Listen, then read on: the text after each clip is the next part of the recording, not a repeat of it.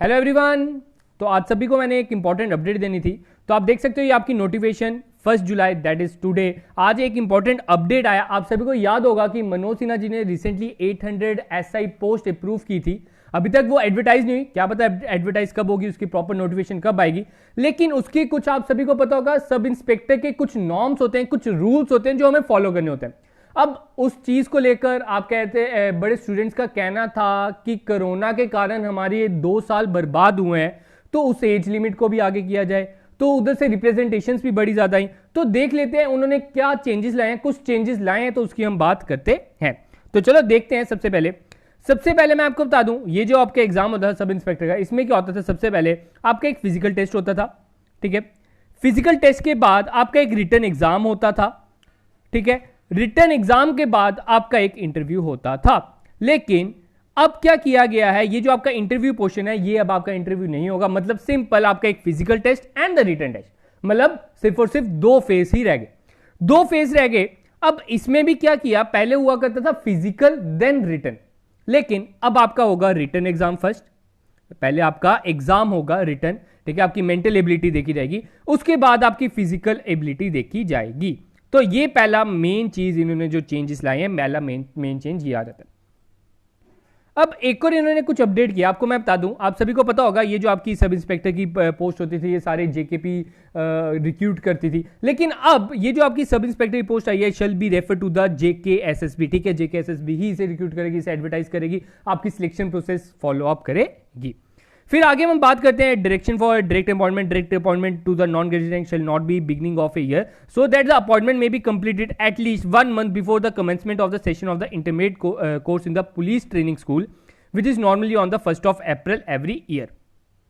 तो इसमें वो कह रहा है जो आपकी डायरेक्ट रिक्रूटमेंट है, ठीक है, ये जो आपकी रिक्रूटमेंट है, ये सारी की सारी वो कह रहा है चांसेस हैं कि आपकी बिगिनिंग ऑफ द ईयर में हो सकती हैं, क्योंकि आप सभी को पता है फाइनेंशियल ईयर के बारे में, that starts from April end end in मार्च।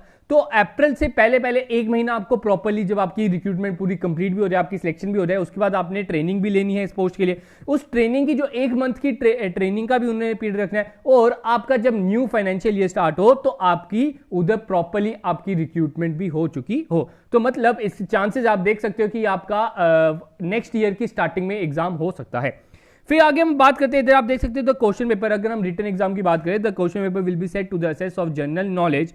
ठीक है, general knowledge, general awareness, knowledge of elementary mathematics, understanding and usage of IT, analytical aptitude, ability to observe and distinguish pattern, basic knowledge of English and such other attribute. देखो आप ये जो आपका topic आपके आ जाते हैं इसमें टॉपिक्स, ये सारे बेसिक आते हैं, ये आपको मैक्सिमम सभी एग्जाम से मिलेंगे। आपकी एप्टीट्यूड होगी, आपकी इंग्लिश होगी, कुछ आईटी के रिलेटेड, और एलिमेंट्री मैथमेटिक्स इन्होंने बात की है। ठीक है, तो ये आपके सब कुछ बेसिक होते हैं, ये भी हम आपको करा देंगे जब इसकी प्रॉपर्ली नोटिफिकेशन आती है, इसका प्रॉपर्ली सिलेबस आउट होगा, उसमें उन्होंने स्पेसिफाई किया होगा कि आपको एग्जाम में क्या क्या टॉपिक पढ़ना है और किस तरह का कितने मार्क्स का वो एग्जाम होगा। फिर नेक्स्ट पॉइंट बड़ा अच्छा, आप देख सकते हो the number of candidate to be selected for appearing in the physical standard test shall be 6 times। ठीक है, 6 times the number of vacancies. For example आपके इधर 800 उन्होंने बोला है, क्या पता कितनी रिक्रूट इन पोस्ट आउट होती हैं।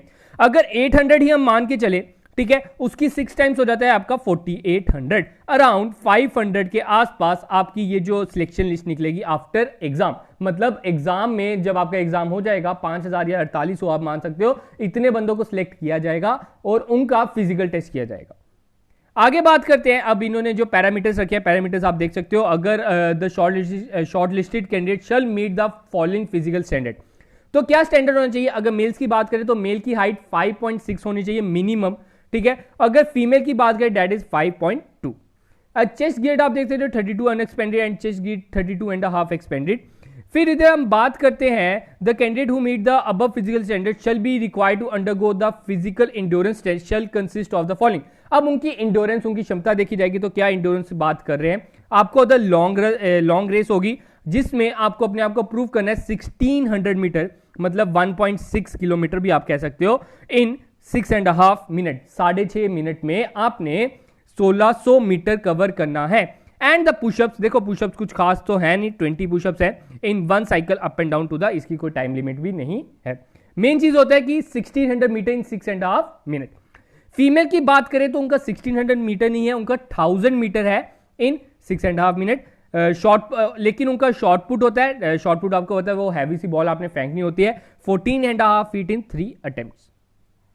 The physical standard test and physical endurance test, ये जो आपके टेस्ट ऊपर मैंने बताई जो फिजिकल टेस्ट है, ये सिर्फ और सिर्फ क्वालिफाइंग नेचर पे ही डिपेंड करता है, सिर्फ और सिर्फ आपने इसे क्वालिफाई करना है, ठीक है। तो जो बाकी है आपके मतलब सिलेक्शन में मदद करेगा जो आपका रिटन एग्जाम का स्कोर होगा, जिसको ज्यादा स्कोर होगा वो ज्यादा बेटर, उसे ज्यादा आगे अपॉर्चुनिटी मिलने की रहेगा, सिलेक्शन उसकी होने की ज्यादा चांसेस रहेंगे।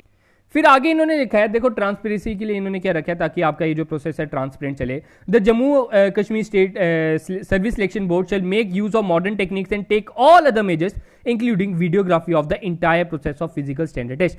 तो इसकी वीडियोग्राफी के लिए भी इन्होंने बोला है कि इसकी वीडियोग्राफी होगी ताकि इसमें ट्रांसपेरेंसी हो, ये ना हो कि अपने उधर आपको ज्यादा, अपने लोगों को ज्यादा प्रेफरेंस मिले, ठीक है। आगे हम पढ़ते हैं, अब क्वालिफिकेशन की हम बात करते हैं, क्या इसकी क्वालिफिकेशन क्राइटेरिया रहेगा।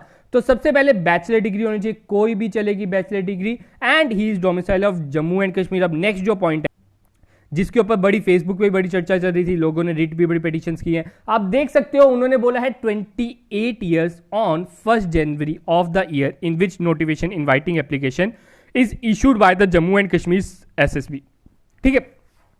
मतलब कि अगर ये जो नोटिफिकेशन है इस साल निकलती है तो हमें देखा जाएगा जो इंसान 1 जन 2021, ठीक है, इस टाइम पे 28 साल का होगा।